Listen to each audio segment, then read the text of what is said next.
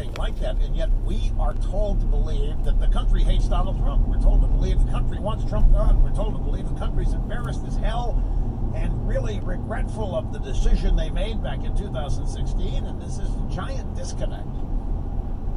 Brad Parscale, who is the campaign manager for Trump, just this morning sent out a tweet. I got this about 11:30, I'm guessing, 45 minutes ago.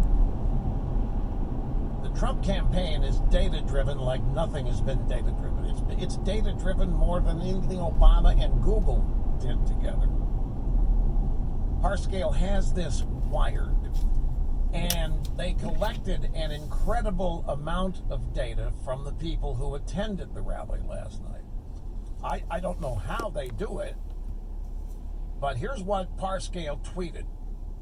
53,985 voters were identified from last night's rally. Now, wait a minute. The capacity of that arena, barely over 20,000. What is this 53,900, almost 54,000 people? Well, there were a lot of people outside. And there was a lot of activity around the arena for the day of and the day before. The point is, they made contact with 54,000 voters. 12% of the 54,000 who attended the rally have not voted in the last 4 elections, 16 years. They plan on voting in 2020.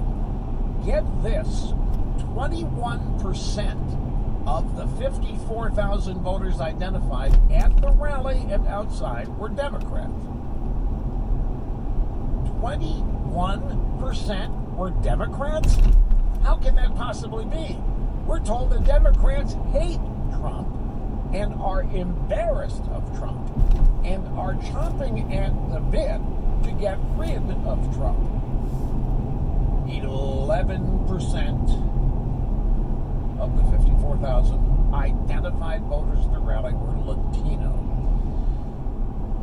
So 21.4% Democrat, 11% Latino, probably some overlap there. 12% have not voted. As Parscale tweeted, these are winning numbers that'll help win 4 more years for Donald Trump. And then he added, we continue to outperform 2016. Look, if this is right, if they've identified 53,000, but what he means by this, they've identified 54,000 Trump voters last night. Not just people going to vote. 54,000 Trump voters, 21% of Democrats. Folks, if this is right, if this is even close, the Democrats can't win anything with that kind of amount of defection.